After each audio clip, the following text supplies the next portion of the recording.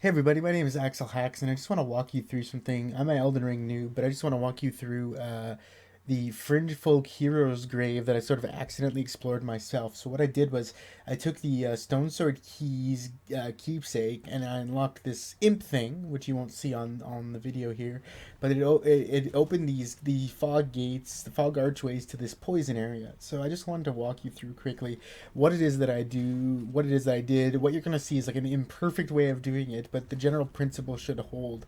So what you first want to do is to take on this poison area. So at first, I'm kind of thinking I don't want to go do this. I jumped in. It took me maybe took 15 deaths off me before I realized like, hey, I could just sprint right through this as long as I'm not rolling. Then I can do it. So now I'm playing the bandit class, so that may your mileage could vary there. I tried to do it naked. I do not recommend that because I got instantly poisoned. I guess because there's not enough resistances. Again, super noob, but eventually I just got through it using a full sprint. Now you can also use the bandit's standard dagger great knife, I think it is. It comes with a a movement special ability called quick step, I think. So if you spam that, you can get through it as well. However, that's just going to burn FP, so it's not going to be useful. What you want to do is you want to get to the stonework on the right hand side before the poison meter fills up here. And once you get it down, it's easy to do. So no big deal there. But there's much more to come and some specific things I'd recommend, which we'll get to. Chariot, I should say. So it's going to kill you outright. So what I figured out was when I was going through it down this area, I've died tons. Like I'm hoping to throw some outtakes in there at some point, maybe at the back of this video even. But one of the one of the things I noticed was as you go, there's some guys in alcoves and there's a long drop. Now the first alcove to your right, it's a long drop and you'll drop and you will die if you go down there. Now, so what you want to do is you want to gun through this alleyway here, just full speed, and you want to go to the right hand alcove. I think it's the third alcove. There'll be a guy in there with a crossbow, but he'll draw a sword if you get too close.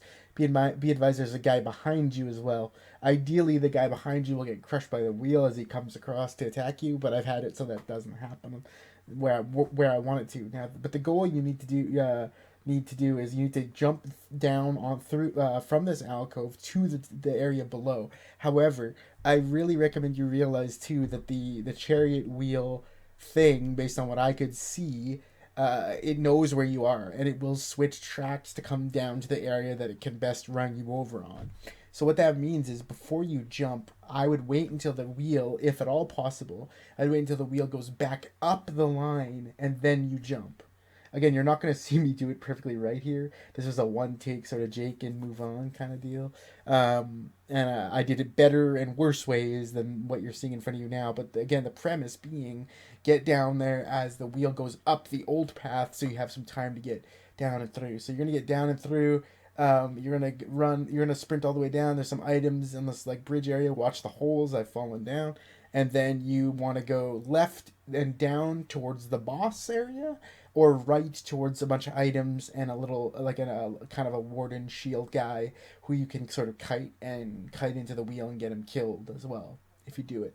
Now for me, he dropped like a nice a faith item, but I'm not sure if that was because arcane or whatever for my class. But you will get two items from this area regardless. Now the boss is the undulating tree spirit, I think, and I have not been able to touch him because I have a bandit knife and no arrows.